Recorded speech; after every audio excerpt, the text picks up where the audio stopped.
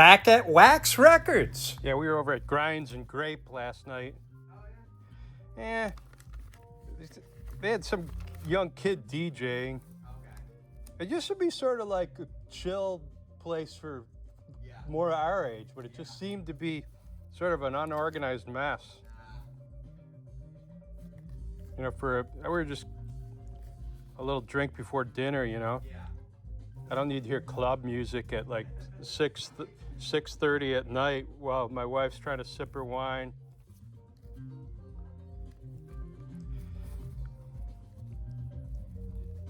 I went over and was asking the DJ, you know, what kind of equipment he had, you know, and they were sort of laughing, you know, move along, boomer, you know, and then so then the guy had some drops and you know some glitches between songs, dead air. So I see one of the kids up at the bar later. I go, you know, you're really not supposed to have any dead air when you're DJing. Yeah. And then he's like, oh. If you remember last week, we were going through the priced selections up in the top rack. Now we're into the unpriced, and this is where I found Time is Tight by Booker T and the MGs, that great Stax soul instrumental. And I'm finding some nice picture sleeves down here.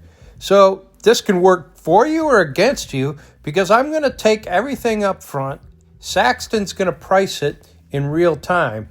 I might get some bargains. He might give me some stuff for a great price, or he might just say, sorry, dude, this is a $300 record. And I get it, man. He owns the place, and this has happened to him before, where with that Peruvian Elvis, he definitely had a $300 record. But I'm sort of helping him out, and he's helping me out. If I get a handful of decent picture sleeves and maybe some soul out of this little stack I'm going through, I'm going to be happy. I'm liking the twofers. I'm liking the fact that everything's starting to look nice, clean, and neat. And it doesn't look just like a junk pile of 45s that someone dropped off. It looks like these have been hand-picked out of junk piles of 45s that someone has dropped off. Here you got Rufus Thomas on a twofer on Atlantic. I always like this bossa nova stuff, and this one's got big potential right there. If you see bossa nova, anything from Brazil, Gilberto, Jobim, Astrid Gilberto, from that classic period in the mid to early 60s. Think Girl from Ipanema and go from there. Destefanido, and also anything with Gilberto's name on it. Stan Getz. Pick it up because it's sort of like the hottest jazz from that mid-60s era. And it's not your Frank Sinatra or your dad's jazz. It's the new bossa nova. Literally means, I think, the new sound or the new beat. So there you go. I'm always looking to add to my jazz collection with that Brazilian sound, and they're hard to find. So you're in Florida, though. You're getting some import stuff here that you wouldn't see in other states necessarily. Definitely not the Midwest. So you're getting a little bit of a Latin vibe, and you're definitely getting some stuff from down in South America. Well, look at that. There's, Ian Drury and the Blockheads? So that's worth picking up right there. Rhythm Stick.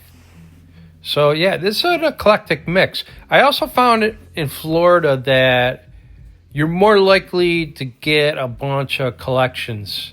And I've been to 3 or 4 different shops down there where it's such an eclectic mix that you got to believe old guys move to Florida, they die, their widow comes with a box of records into the record shop and say, listen, I want to get rid of these.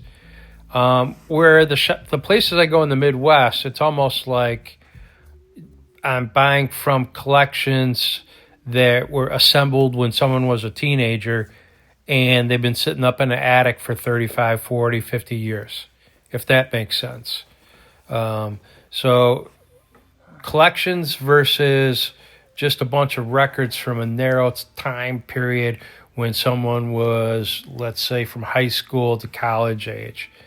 That would be more my Midwest experience, my Florida experience, more diverse because of, if it is a collection, that means people are assembling from multitudes before they drop it off at the record store.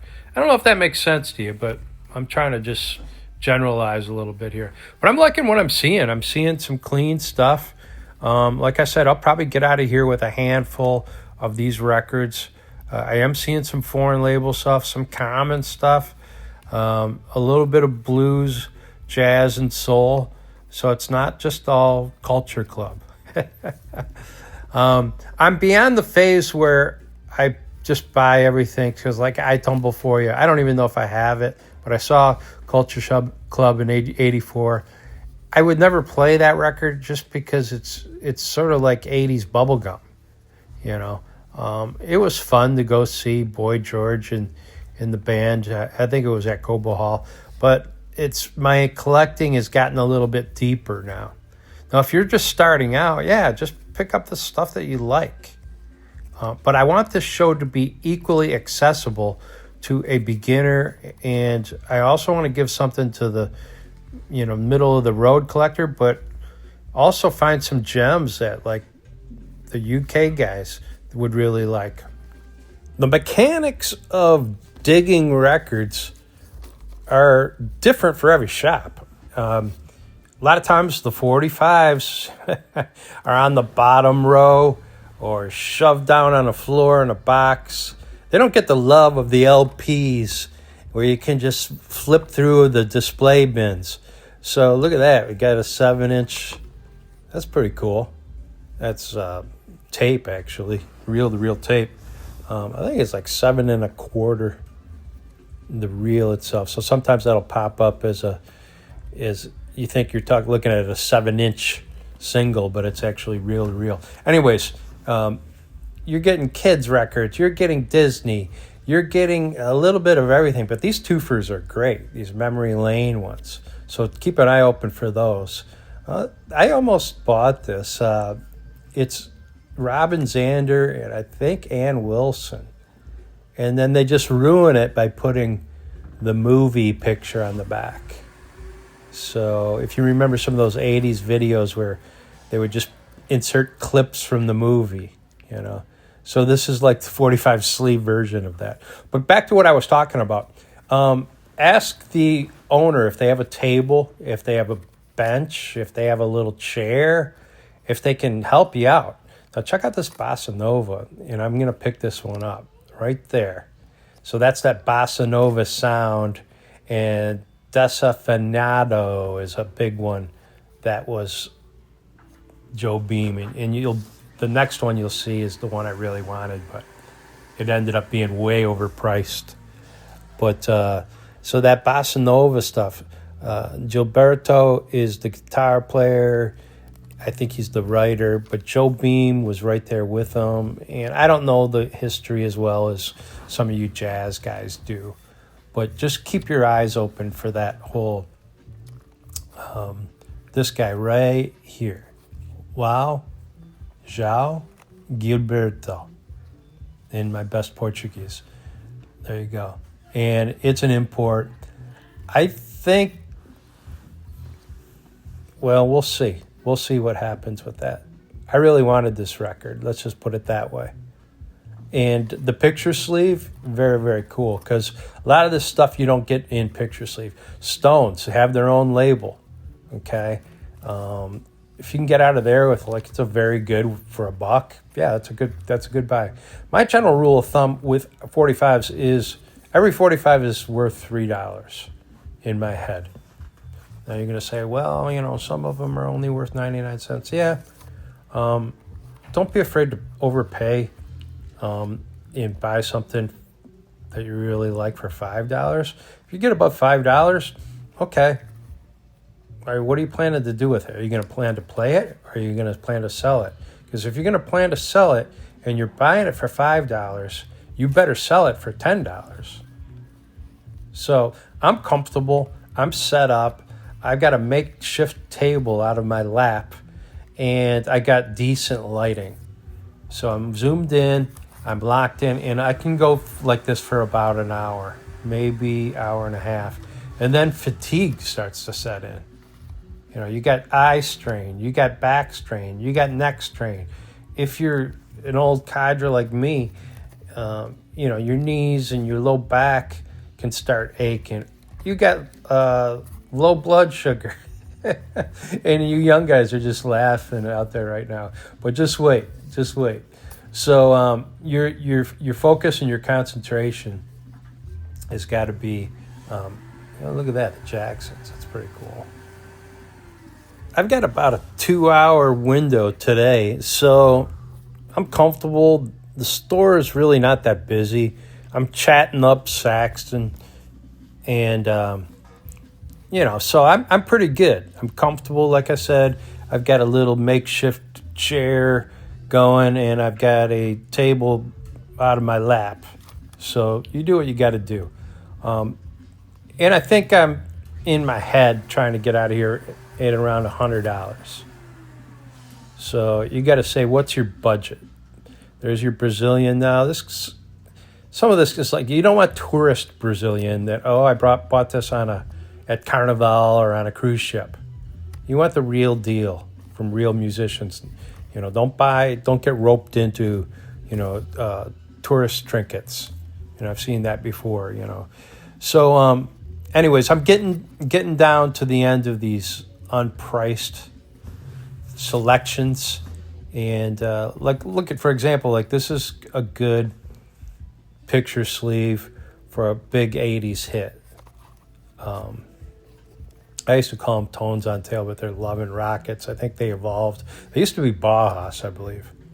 So, I got an 80s soft spot. That was my era. Like I said, I went to college twice. I loved it so much. And all I did was listen to records. So, pick up your passions. Pick up your want list stuff from Discogs. And then don't be afraid to make a mistake. It's a 45. Bobby Brown, the Jets, Reflex, Politics of Dancing. We Are the World, that probably have a half dozen of them. Xanadu with ELO. So there you go. Another thing you got to keep in mind is if you're flying home on an airplane, how many of these records are you going to be able to fit in? Hang on, I got to move these cassettes out of the way. But how many of these, I can get 100 45s in my little backpack. 50 and 50 sort of stacked on top of each other, but not much else. I've got a chest harness that holds my camera, which is what allows me to keep my hands free. And if you're going to plan on doing some filming, I definitely recommend that. It's pretty stable. But how many of these are you going to be able to fit in your backpack? So I've got a stack going. I got probably in this case a budget of $100, and I would probably be happy with 25 records, 25 7-inch 45 RPM records for about $4 average per, and then maybe get a $10 or $15 one out of there that I only paid 2 or 3, but we'll see. Okay, we're getting into the unsleeved stuff. Some of this stuff's a little rough. You see the Beatles on Apple. You see Beach Boys on Capitol. And these are those iconic labels. Now, you see the little technique I'm using, holding the middle ring with the right hand and then coming in over the top with the left hand and collecting almost on my thumb like a spool. That's a very quick little way to flip through records. And you can't do that with LPs. That's what I love about 45s. So you could scan 1,000 45s in less than an hour, but it'd be hard to do 1,000 LPs. I think I actually figured it out. There's that old date label, Mercury Kent. There's so many cool labels. The labels on 45s are really what you live for. There's a more modern Capitol. Everybody loves the old one. So you can tell the date, the Rainbow MCA. There's the old classic Atlantic, the black and red. So that's another thing. Look for these old single color. There's the Atlantic. Always look for those. And then you can just get an idea of condition. These are a little rougher. So there's no doubt, you're going to be dealing with some condition. What's your cutoff? Are you okay with a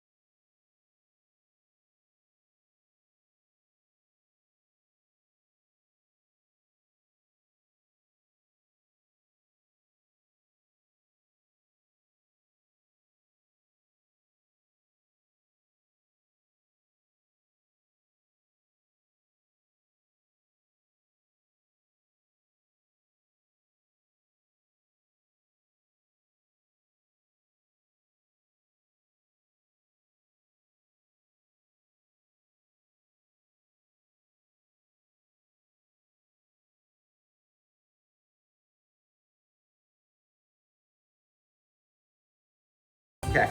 A lot of those unsleeved ones were probably very good at best, so the condition wasn't the greatest.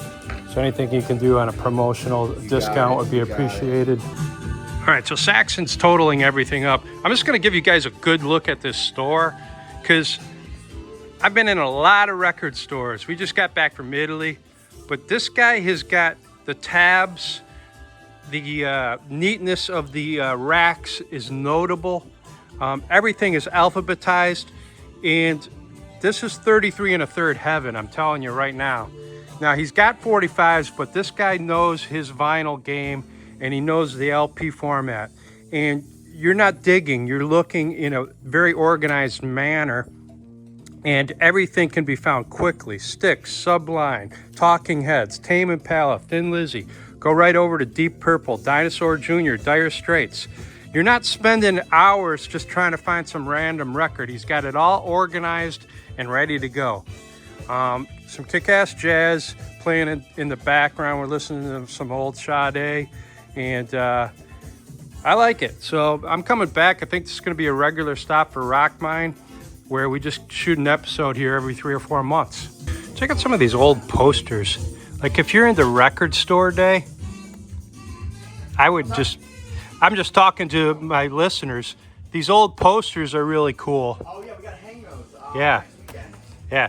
So, you know, I'm also looking at how your record store is decorated, and he's got floor to ceiling t-shirts, concert posters, and just a really nice visual display.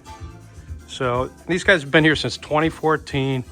I know Mondays, I think they're open, 7 days a week? 6 days a week. 6 days a week. I was able to get in here at 9:30 this morning, and for a record store, that's getting up early. Because a lot of these places that you'll go to, you'll notice the starting time is noon, or closed on Monday, Tuesday, Wednesday. You know what I mean? I'm here at Monday, and I could get in here at 9:30 in the morning, and I like that. Vero Beach is the location, and you got a little bit of everything. You want some coasters? Look at that. How cool is that? So you want some gifts? You want to buy your husband some vinyl? This is the place to go. I got a place up in Michigan I go to regularly. They have a 45 room Yeah. called RPM Records. Okay. So everything's alphabetized, even with their 45. So I go, okay, we're just going to do A through Z. So I go, that's 26 episodes right there. Yeah. I go, it might take me a year.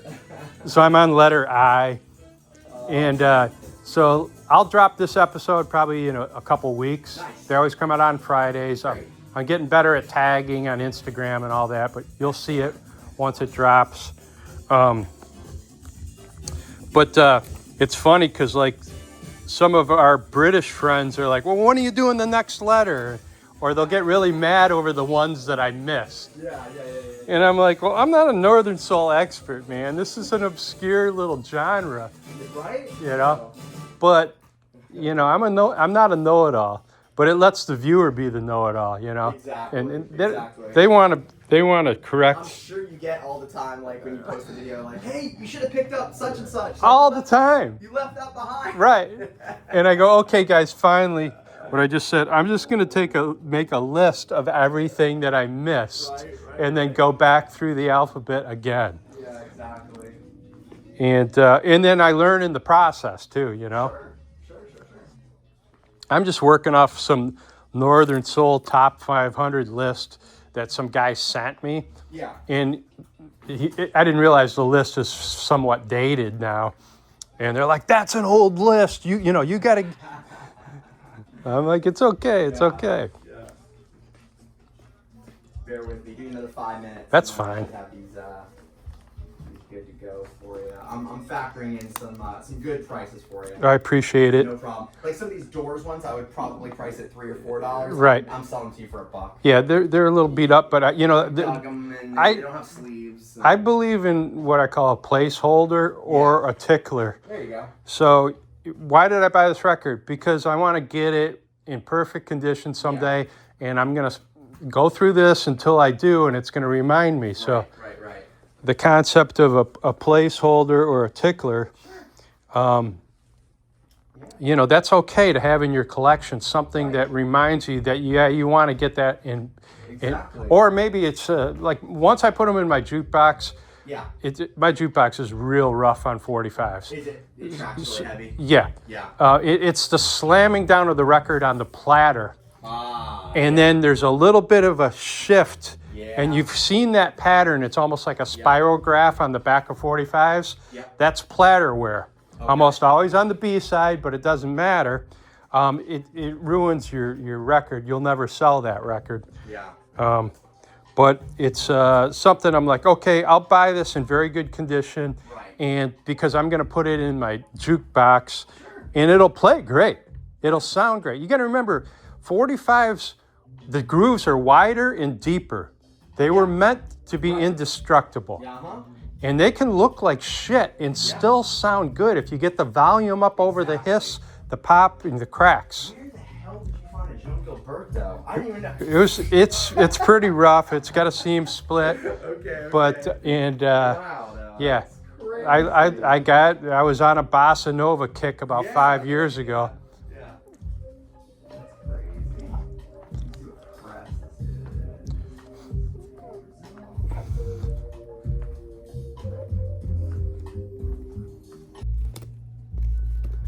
All right. All right, what's the damage, Saxon? Okay. So, I'll do a total after you figure out what you all want. Yeah. So here's your dollars. Yeah. Those are your dollars. These are already priced, so don't worry about Okay. those. Those are your dollars. Then you've got your $2. Got it. Okay? Got it. Then you've got your $5. This one, this one, this one. By the way, this is a Spanish press, so Okay. you would never. This is really obscure, which is the reason Okay. why I priced it at $5. Got it. But if you really wanted it, you would not find that for less than 20 shipped, Okay, got it. because you'd have to find it in Spain and Right. pay Spain shipping. Got These were $4, by the way. Okay. So those are 4. So we've got $1, $2, 4, 5. Then we come to this one. This would cost you $20 shipped. I have to get 10 for it. Okay. Okay? These are your 2 rare ones. This one would cost you about $45 Okay. to get this. All right. I've got to get $30 for it. Got it. It is actually really nice and clean. Yeah, This one you cannot touch for less than $60. that's fine.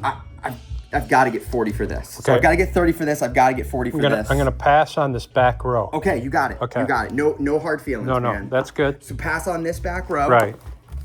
I tried to do the best I could on Yeah, those. no, I hear you. But I mean, I've got to get it on those two. no, I hear you, man.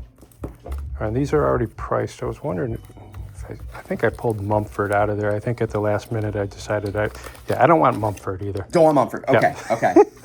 All right, what can you do on this? Let me see what else I Yeah. got, and then Yeah. are you doing cash or card? Because that also makes a difference. I'm doing a card. Card, also, okay, all right. Do you have the tap feature? I That do. Okay, Yep, good. I do. Okay. How about this? You're at $107. I could throw that in for free and call it 100. 100's fair. Okay? That was sort of my mental price point. There you go. All right, let's do the deal. And you said you're doing card? Yeah, Okay. I just will have to charge tax. that's fine. All right. So I got my bag of records. Let's get out of here. Got a stack of records, and once again we're at Wax Records, so that's a cool shop in Vero Beach, Florida. And Saxon is the proprietor, and there's your address right there. So that's what it looks like. You walk in, and that's a picture of inside of the store. We got a stack of records about that thick. So paid $100. Let's see what we got. Would that qualify as an English breakfast? I think so. Before we get started, I'm going to eat a little bit. See what we got. I got a stack of records from Wax Records in Vero Beach, Florida. And let's start with this Memory Lane. Now, Memory Lane is Epic Records sort of reissue label. And I guess you could call this a birth sleeve. Epic right there. You see Epic there. It's in great shape. So the reason I bought it is because of the condition. It might be near mint. It's a great twofer also. So you're going to get some twofers on these Memory Lane reissues. Mellow Yellow by Donovan. It might be his most famous song, but Sunshine Superman. So I don't know how much Saxon charged me. I'm going to say I probably got out of there for about $3 or $4 a piece. So $100. I'll add them all up. I'll enter them into Discogs. And if I got 200 in value, I'll be happy. So Rolling Stones, you know I'm a big Stones guy. I collected a lot of their albums. Silver Train, great side 2 on Rolling Stones records. And some of this is going to be a little beat up. But, you know, now that I pull it out, it's probably a very good, almost a very good plus. So Angie is really the A side. There's a lot of variations on these. Look for the SP for your specialty records. That'll give you your pressing, and it's probably here in the wax too. So I'm not going to try to look it up. We're under natural light. I was filming it under a little bit difficult conditions in the store because the angle of the box and just, you know, it wasn't the greatest setup. So I'm not going to complain about that. Number 3, Hot Pants. Now everybody knows the song. I think they did a parody of it called Hot Tub on Saturday Night Live. That was funny. And but you don't see a lot of James Brown on this People label, which is you know, who knows, Starday Records, Nashville, Tennessee. And James Brown. And there's part 1 and there's part 2. The record's a little beat up, but I think it's very good once I get it cleaned up. So James Brown from about 65 to 75. I mean, like, you could just say everybody in funk sort of stole from that era all the way up to Prince. But it's pretty cool. Great song too. Jackson's, coming from Gary, Indiana. I gotta love the Jacksons. Now Michael probably could have just entered this as a solo Michael Jackson, but he put it in the Jackson picture sleeve. He put it on the Jacksons album, the Victory album, and I saw him on this tour. So it was sort of cool to see essentially the Jackson 5. I don't think Jermaine was with him. And that's a maybe very good plus. It's not a valuable record, but I needed to have that in my collection. And it's a great song. State of Shock was the duet with Mick Jagger. There you go, produced by Michael Jackson. A nice looking picture sleeve here, so I had to pitch it up. Blondie, and right there, it was really cool to see her on picture sleeve. And Rapture, and it was from the album Auto American. So there you go. Let's see the condition on that. That's like near mint. So I think he charged me like $4 or $5 for this. So I think the picture sleeve alone adds a couple dollars in value in that case. And I'll price all these out. Now I got into the unpriced ones and I found this. Now, Desafinado is a great song. You might know the Stan Getz version of it. But Bossa Nova is sort of like a lounge mix, a subgroup of jazz. Girl from Ipanema would be considered Bossa Nova, probably one of the most recognizable songs. So there's a whole subgroup of collectors that love this stuff. And I don't think I got out of there. It's from Spain.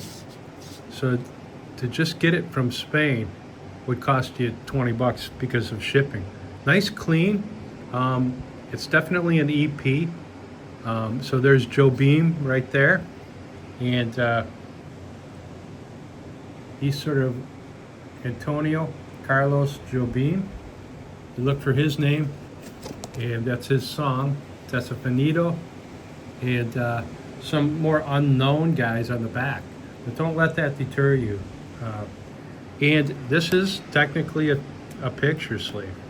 So even though it's just sort of the name of the records and there's nobody pictured, it does have some sort of a cool design going there.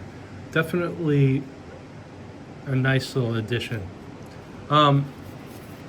Curtis Blow, it's sort of a placeholder. I was thinking about Curtis Blow the other day because freshman year, the Breaks That was the B side, and the A side was the Breaks Part 1. So there you go. Curtis Blow was sort of like a first generation rapper. That's a 1980 record. Now my roommate Barry, he had the album Curtis Blow, so he was putting this on just as much as he was putting on Rick James Super Freak, and this was sort of new music. So I was breaking away from the classic rock and listening to some different stuff in 1981. This caught my eye. Pleasant looking picture sleeve. I couldn't even tell who it was from, but Ian Dury. Dury, is it? You guys in the UK help me out, because the song we know is not the title song, Reason to Be Cheerful Part 3. We know Hit Me With Your Rhythm Stick. Now there's got a little something here I got to clean off of it. I would say overall it's a very good plus if I can get those specs off of there. And Stiff Epic. So Stiff was Elvis Costello's label. Correct me if I'm wrong. And their slogan was the world's most flexible label. And I'm flexing it right now, but I think what they meant is they were just going to sign a lot of these new music guys. So Elvis Costello comes to mind when you see Stiff. If I ever see Stiff records, I pick it up, because it wasn't that popular over here. Now, these guys, I loved them when they were Tones on Tail, and correct me if I'm wrong, but they came out of Bauhaus, so Lovin' Rockets. So Alive was probably their biggest hit, and it looks like it's never been played. So Alive, there's the LP version, and backed with Dreamtime. And that came out in, does it have a date on it? Yeah, 1989. So it was a little bit later than what I thought. I thought it was like 87. It was huge. It was a huge hit. And these guys were sort of minimalist. Tones on Tail, I think they had a song called Go. All right, so here we go. I forgot about, I bought this picture sleeve. I probably overpaid for it. $15. Now, according to Saxon, I can get that off very easily with some lighter fluid. But, I don't know, it just caught my eye. Right? It's dirty, it's nothing. And here's the record that goes with it. I probably already have it too. So, yeah, I probably overpaid for that. But you know what? I'm always looking for the Beatles' Holy Grail, which is, for me, Beatles 498 on VJ, misspelled with 2 T's instead of the 1 T. But this was right out there around the same time.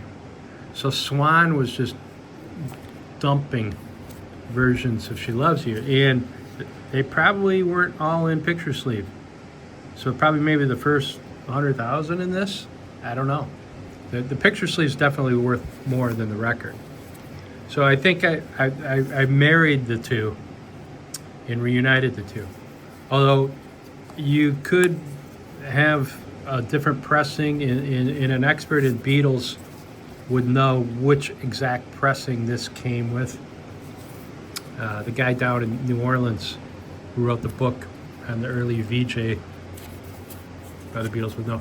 Now Argo, I pick up pretty much everything on Argo. Why? Because it's a subsidiary of Chess.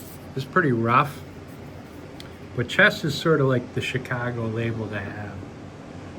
You see right down here at the bottom, manufactured by Chess, Illinois. Now the Pastels, there was a million bands sort of named the Miracles, the Pastels, the Stylistics. This has had a little bit of a tear from a sticker, so someone just pulled it up. I'm curious. It's probably a good plus, maybe a very good on a good day. I'm curious if it's got any value. I paid $5.99 for it. It's probably worth $5.99. Thank you, Saxon. Bob Seger, we've got tonight in a picture sleeve, and I don't think I have this. So there you go. Nice copy of We Got Tonight. Does a great version of it live. I've seen him 3 times. Never early in his career. I had tons of. Now my sister saw him when he was the Bob Seger system, and he played at Ford Field in Livonia. So that's back when I was Livonia Bob. But there you go. We've got tonight. I'll get that off there, and a nice clean copy. Ain't got no money. I'm curious on that. I don't know. The record itself looks almost near mint. Very good plus, at least. The album was Stranger in Town. The date on this, 1978. So Seeger still had the full long hair. And boy, did he write a lot of great songs. So if you're from the Midwest, if you're from Michigan, which is a state in the middle that looks like a hand. We're about the size of England, actually. But Detroit would be right here. Ann Arbor would be right here.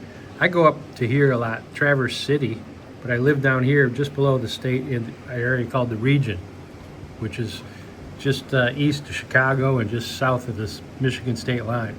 It's actually in Indiana. So there you go, Bob Seger, we got tonight. Great version by Kenny Rogers, if I didn't mention that. So I'll put this back in the little plastic sleeve, and we'll price all this too. That gives me something to do on down by the beach. It's a sort of not really a beach day today, so we're not wasting any time, and I'm glad you guys can join me for this little run through because I can see a lot better. Now, Michael Jackson, once again, we have to re-examine Michael Jackson because we got to get past all the tabloid stuff and say, how was he as an artist? And, you know, after, Prince to me was a genius. But Michael Jackson, I think, was a better performer than Prince. And you're going to argue with me on that. I've seen them both live in concert in their prime. I think I saw Michael with the Jackson Victory Tour in 1984. And then Prince, I think it was 88, 89. It was the end of the Love Sexy Tour. Both great. And I think I'll listen to a lot more Prince than I would Michael Jackson. In fact, I was Prince the Hits too. I just picked that up on, let's take a look at it. Just your typical epic, sort of an ugly label, especially once they put the Smooth Criminal. Who wrote that? I don't know. See with the writing credit on it. So you can zero in some of these older dark labels. Smooth Criminal. Michael Jackson. By Quincy Jones Productions. There's a lot of names in there. Well, there you go, Smooth Criminal. And then the barcodes on Discogs, you can just scan the barcode. So yeah, visually, I thought this was a cool picture sleeve. Just sort of a silhouette. And Michael, instead of zeroing in on his face, they just sort of have. What was exciting about Michael is his movement, and there's a figure in movement, in motion. All right, what's up next? Let's put Michael back. A lot of these are somewhat commons. They were not alphabetized, so I didn't do like a formal Northern Soul A through Z approach with my list. I just sort of freestyled it. All right, now Atlantic also had a reissue label called Oldies. And this could be the birth sleeve, but that looks a little older. That's Atco, which is, if you notice down here, Atco Atlantic. They're sort of sister, brother labels. Look at all the acts, though. The Coasters, Cream, Bobby Darin, the Fireballs, the Bee Gees, Benny King, Shadows of Night. All these hits. Archie Bell and the Drells, Clyde McPhatter, Wilson Pickett, Sam and Dave. All these oldies would come out in this oldies label. It's really nice for twofers. So I'm a big Spinners fan. I had the opportunity to sit down with Purvis Jackson for probably over an hour one time when he was performing in Maryville, and just talk about Detroit and the Spinners and how they used to drive around the Temptations, because the Temptations were the big act when they were at Motown. So they went over and finally they went over to Philly and worked with this guy named Tom Bell right there. And he was the producer and the arranger, and everybody knows Philly Soul knows Tom Bell. Specialty records on the SP right there, and nice clean. That's looks like it's never been played, so maybe near mint for $1.99. Hell yeah, one of a kind love affair, and Joseph B. Jefferson on the writing credits.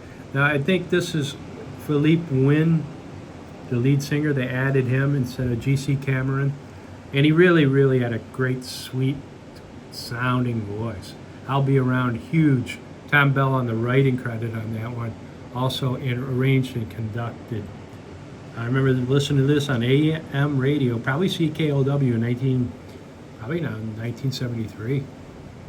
I think it came out that early. Could be 74 or 75. Detroit Bob, we're down here on the Atlantic Ocean, and I picked up some records in a coastal town called Vero Beach. And let's zoom out so you can see what I'm talking about. So I normally wouldn't buy this, but it's sealed. It was $3.99. It's got a record store day tag on it.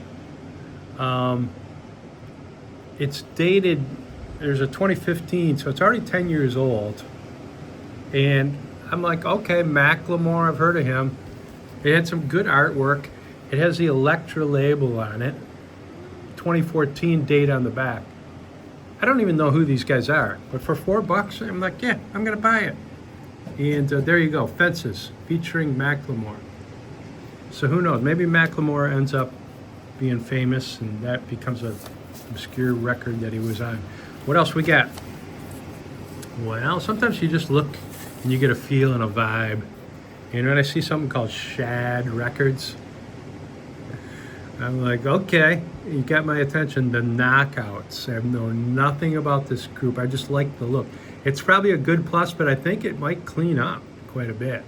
It all looks like surface dirt. Westbury, Shad Records. I don't know the band.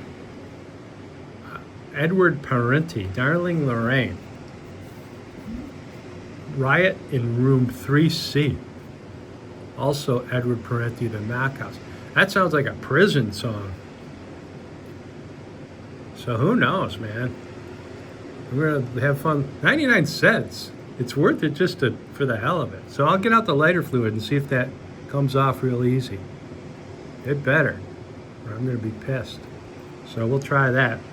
All right, let's move on. You were in Fort Lauderdale, Florida in 1983. You were listening to this because Jeopardy was huge. And this is the birth sleeve, I'm quite sure of it. Berserkly Records out of Berkeley, California. And the name of the guy was Greg Kent. And his early hit was the Breakup Song, which is also fantastic. I think I even like it better. But this was all over the airwaves. And then he was playing down the beach. But everybody was so drunk that nobody made it to the concert. So there you go. Jeopardy. And everything was Greg Kihn, K-I-H-N, and Kinspiracy. So a little play on words. He sort of just faded and really couldn't follow up this song. But he's got a couple other hits, a couple minor hits. There you go. Greg Kihn on Berserkly. For $2, hell yes, any time of the day. Now, Rolling Stones, I don't think I have this, so I picked it up. It is Fancy Man Blues is the B-side. And here's their Mixed Emotions tour. That was the Steel Wheels tour. I was broke down in New Orleans working with no air conditioning in my car and a baby and a wife, and one of my two cars was in the shop, so I didn't have any money to go on this tour. So I think it was the last tour that Bill Wyman was on. This song got a lot of airplay, but the Stones started sounding a little dated at this time. They were going up against Billy Manilli, which turned out to be a big hit that summer, and they were like phonies, supposedly. Allegedly. All right, so $3 for that. What do we got here? Once a Heart, A Millionaires. Mark X Records. I have no idea. Oh, it's 1990. So it looks like an old label. but I didn't see the date. So very cool looking, but it's definitely meant to look old. And it probably doesn't have a lot of value. So I thought I was getting, if that was 1960, I would be a lot more excited about it. I just like the red vinyl. It looks cool, right? Very collectible. It's probably worth $3, so I might have overpaid on that one. We'll see. All right, this caught my eye now. The Riviera's California Sun. I think they were from South Bend, Indiana. So Coed, why do I like this record? Well, it's not their big hit. So Our Love, right there. And let's zero in on this. A couple of things I wanted to point out. So Not For Sale, that's a promo. It's a single color label. It's got the double lines, Coed Records. And there you go. The Riviera's.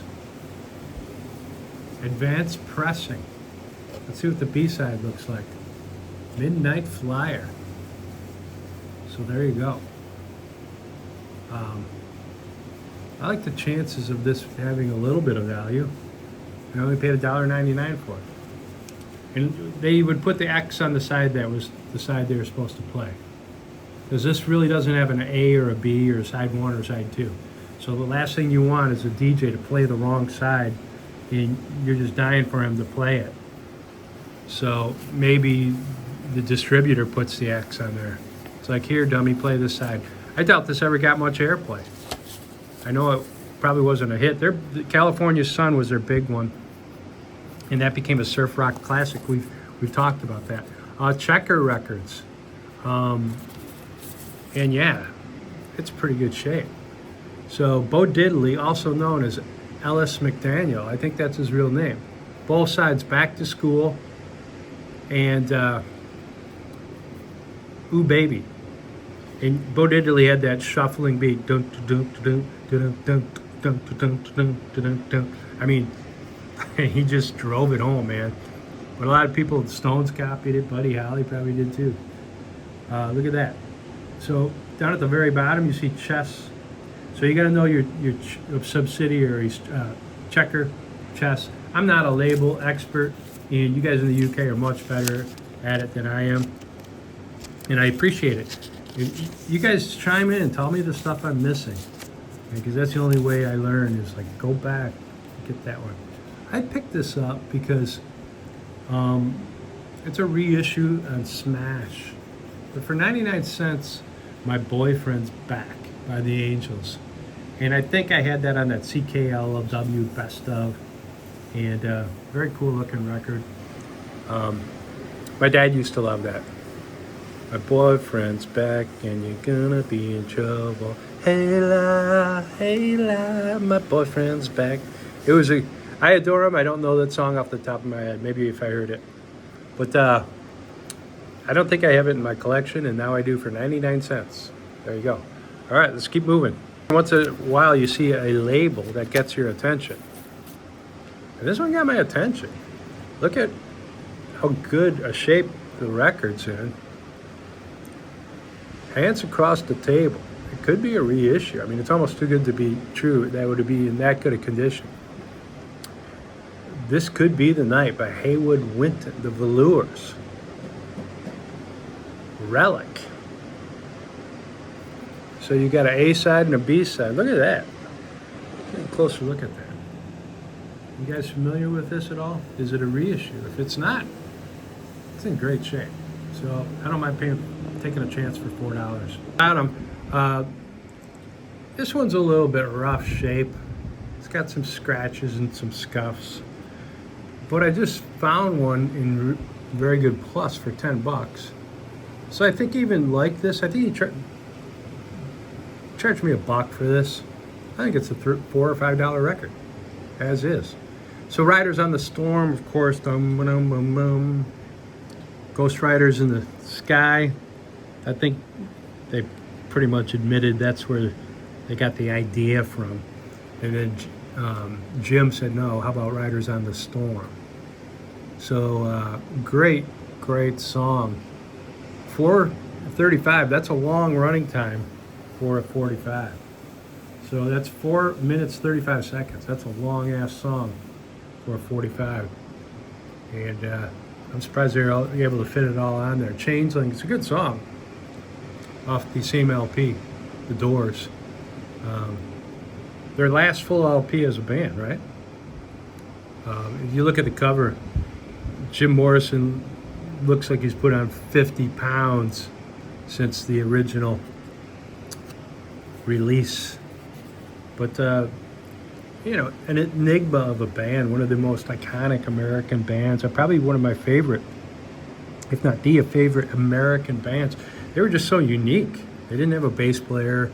They had sort of a synthesis of a bluesy keyboard, but with a mystical, intellectual enigma of a lead singer who sang sort of a baritone. So I don't think you'll ever see another band like the Doors. I don't know, bands, man. What happened to bands? Everything's not like Booker T and the MGs, pretty much the house band for Stax. Yeah, Booker T went to IU, Indiana University, if I'm not mistaken. He studied music there. So Hang 'Em High, that was a big hit from one of the Clint Eastwood albums. Over Easy, that's a very good, taken from Soul Limbo.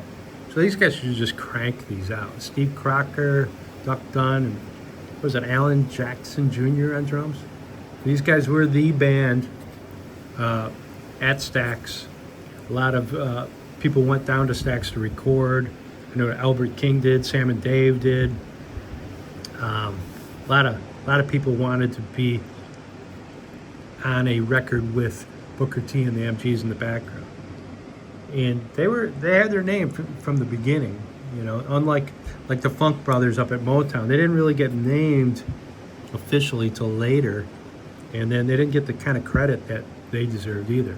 But the Memphis sound, man, it went from there. There's 2 or 3 other studios around town. I know Al Green over at High Records. They were just copying that studio sound with the bass line. They weren't using any charts, so a lot of the Atlantic artists would come down and ask for the charts. And the charts? What charts? Oh, here we go, The Doors. Lover Madly. Got a nice little scratch there. I'd still call it a very good. I don't have a copy of Lover Madly.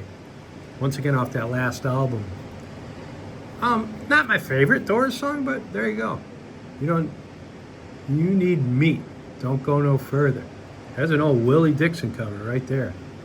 So if you have any doubt that the Doors were chess record blue fans, right there. Backdoor Man. Who was that? Howlin' Wolf? Backdoor Man? Or did you know they have a song called You Need Meat, Don't Go No Further? I don't think that made the album. I'm going to listen to that one. Willie Dixon was the writer, bass player, in-house writer, I guess you could just call it, for Chess Records. Great stories about him meeting the Rolling Stones for the first time.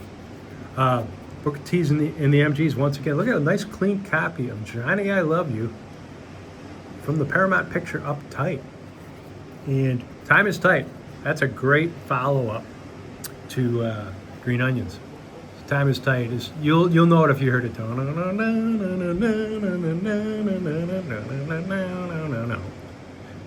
Great song, instrumental. So you don't need a singer when you're that good. All right, we're getting down to the nitty gritty. 2 to go. Soul Records, Junior Walker and the All Stars. What does it take to win your love? Really sort of a cool band. It sort of holds up with modern day soul and jazz. And it's nothing like Shotgun. And he's got a couple Northern Soul songs. So there you go. The B-side is Brainwasher Part 1, Fuqua. I think he was one of the 4 tops, wasn't he? Yeah. Saw them once too. So everybody was getting in on the fun. Fuqua. Or am I wrong? Was he a top? Duke? Fuqua? Am I pronouncing that right? Help me out. There you go, the Third Man, number 113. Becky and John on Third Man Records. Thank you, Saxon. Great looking label. There was something about the yellow and black, but if you know Jack White's history with the white stripes. He likes simple color schemes. He's got a background in upholstery, and he likes the simple, minimalist design on the visuals that accompany his music. And that would be anywhere from stage garb to stage design to record design to photography to the white stripes only using black, white, and red to this label here. And they explained it when I took the tour, but I'm going to get to Third Man Nashville and Third Man London soon, so stay apprised for those episodes. The name of the show is RockMine. If you like it, hit subscribe, tell your friends. We do Northern Soul every once in a while. We go up to Traverse City, Michigan, and look in the RPM record vault, and we've dug a couple dozen titles out of there, and we go all over the country. We just got back from Italy. We're going to be going to the Upper Peninsula of Michigan soon, and having Kev, my buddy, help film an episode up there. So stay tuned. Detroit Bob, I love doing these shows because I get to talk to people about records. That's my real passion, is music, and collecting records is really a big part of it. I had a ton to pick from for the Gem of the Week, but I'll tell you what, even with Michael Jackson, the Jacksons, the Stax, Curtis Blow, I'm going to go with the Blondie as the Gem of the Week. It's a very clean copy, and inside and out, it just looked really, really good. And the name of the song is Rapture. So that was, they listed as hip-hop on the style. Disco, new wave, hip-hop. I'm sure it got an 11-inch or 12-inch version and got a lot of play in Studio 54 and places like that. But Blondie, known for their CBGBs, their New York new wave roots, and I think Clem Burke was the drummer. He may have just passed. What a great, great, great group fronted by none other than Deborah Harry. And off the album, I love this artwork. Reminds me of some of the Cars stuff. And what a great, great Gem of the Week. So there you go, 1981, released by Blondie. The name of the show is RockMine. I love you guys. Keep tuning in and keep spreading the word. It's getting out there. So this is for a beginner, a moderate collector, and hopefully I'll get some more Northern Soul, because we're going back up to RPM Records in Michigan on our Northern Soul search, and we're up to letter J. We're going to do a Shipshawana. Say that fast 3 times. We're going to do a stop in Amish country. Do the Amish listen to rock and roll? I don't know, but I think we're going to find some, because it's the biggest flea market in the whole world, maybe Midwest at least. So we're going to stop there and find some records too. RockMine, see you next Friday. Every Friday, new episodes, shorts every day. Subscribe and tell your friends.